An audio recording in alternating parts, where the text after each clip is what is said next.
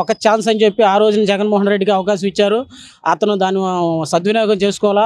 ఆ రోజు ప్రతిపక్షంలో ఉన్నప్పుడు చంద్రబాబు నాయుడు గారిని నువ్వు ఎమ్మెల్యేలుగా జీతాలు తీసుకుంటా మీరు రాలేదు అని నువ్వు శాసనసభలో నువ్వు మాట్లాడిన నీతి వాక్యాలు ఈ రోజు ఏమైనాయి? నువ్వు కనీసం ఆ రోజున చంద్రబాబు నాయుడికి ప్రతిపక్ష హోదా అని ఉంది, నీకు కనీసం ప్రతిపక్ష హోదా లేదు. నువ్వేదో మన రాష్ట్ర ముఖ్యమంత్రి వర్యులు చంద్రబాబు నాయుడు గారి గురించి నీ ఇష్టం రైతులు మాట్లాడతావు ఏంటి? నువ్వు తల్లికి చెల్లికి న్యాయం చేయలేవు, నువ్వు రాష్ట్రానికి ఏం చేస్తావా?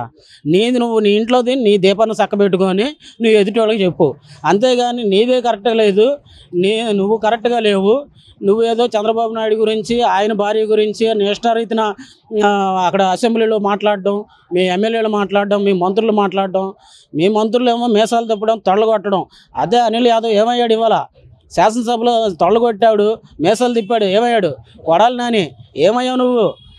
రోజా ఏమయ్యా? ఇవన్నీ మనం ఏంటంటే అంబటి రాంబాబు కానీ మీరేంటంటే అధికారం శాశ్వతం కాదు, ప్రతిపక్షం శాశ్వతం కాదు, ప్రజలకు మంచి చేయాలి. ఇవాళ చంద్రబాబు నాయుడు గారు 75 సంవత్సరాల వయసులో అదే వరద సహాయ చర్యల్లో పాల్గొన్నాడు. మీ రాష్ట్ర ముఖ్యమంత్రి ఆ రోజున మా రాష్ట్ర ముఖ్యమంత్రిగా ఉన్న జగన్మోహన్ రెడ్డి అక్కడ రాజమండ్రిలో బోటు తిరగబడిపోతే నువ్వు ప్రజలను కానీ ఆ సహాయ చర్యల్లో కూడా నువ్వు చొరవ తీసుకోలేదు. ఈరోజు నువ్వు వచ్చేసి చంద్రబాబు నాయుడిని విమర్శిస్తున్నావు. నువ్వు చంద్రబాబు నాయుడిని విమర్శించడం కాదు, నీకు నువ్వు ఆత్మపరిశీలన చేసుకో. నువ్వు తల్లికి చెల్లికి న్యాయం చేయలేవు, రాష్ట్రాన్ని నువ్వేం చేస్తావు? నువ్వు ఎమ్మెల్యే జీతం తీసుకుంటా నువ్వు శాసనసభకు రాలా, నువ్వు ప్రతిపక్ష హోదా ఇస్తే వస్తానంటావు. ఎందుకు నీ ప్రతిపక్ష హోదా ఎవరు ఇవ్వాలి? ఎవరో రాష్ట్ర ముఖ్యమంత్రి చంద్రబాబు నాయుడు గారు ఇవ్వాలా? ప్రజలు ఇవ్వాలి, ప్రజలు తీర్పు ఇవ్వాలి.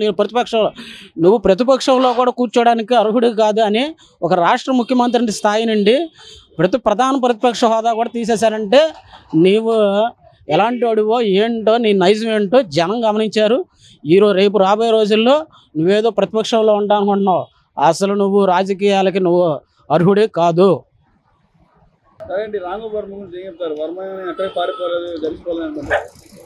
నువ్వు జడిసిపోతే పారిపోతే నువ్వు ఎక్కడున్నావు ఇన్ని రోజులు? నువ్వు ఆ రోజునేమో నీ ఇష్టారీతిన ఆ రోజున వైఎస్ వివేకానంద రెడ్డి హత్య కేసులో నువ్వు నారా చంద్రబాబు నాయుడు గారిని కానీ లోకేష్ గారు కానీ అచ్చెన్నాయుడు గారిని కానీ నీ ఇష్టారీతిన మరీ దౌర్భాగ్యంగా తీసేసి నారావారి రక్త చరిత్రను తీసి ఈరోజు ఏదో నేను పారిపోలేదు, నేను ధైర్యంగా ఉన్నానంటే ధైర్యంగా ఉండు. నువ్వు తప్పు చేయకపోతే నువ్వెందుకు పారిపోవాలి? ఎందుకు నువ్వు అండర్ గ్రౌండ్లోకి వెళ్ళిపోవాలి? ఈరోజు వచ్చేసి జై తెలుగుదేశం అంటున్నావు. దేనికి అంటున్నావు?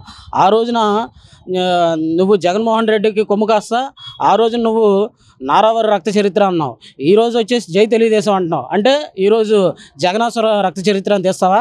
ఇది మాత్రం మీ రాజకీయాల గురించి మీరు మాట్లాడకూడదు.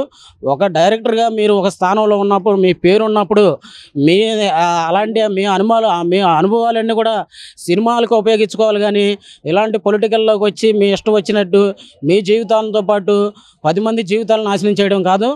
నువ్వు ఏదో నారావారి రక్త చరిత్రను తీసావు, నువ్వు కాదు, నీలాంటి ఎవరైనా సరే అలాంటి ఒక రాష్ట్ర ముఖ్యమంత్రిగా కానీ చంద్రబాబు నాయుడు గారు ఈ రోజున 4వ ముఖ్యమంత్రిగా ఇచ్చారంటే ప్రజలు ఆయన్ని ఆ స్థానంలో కూర్చోబెట్టారు.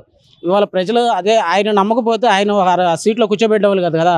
అది ఒకసారి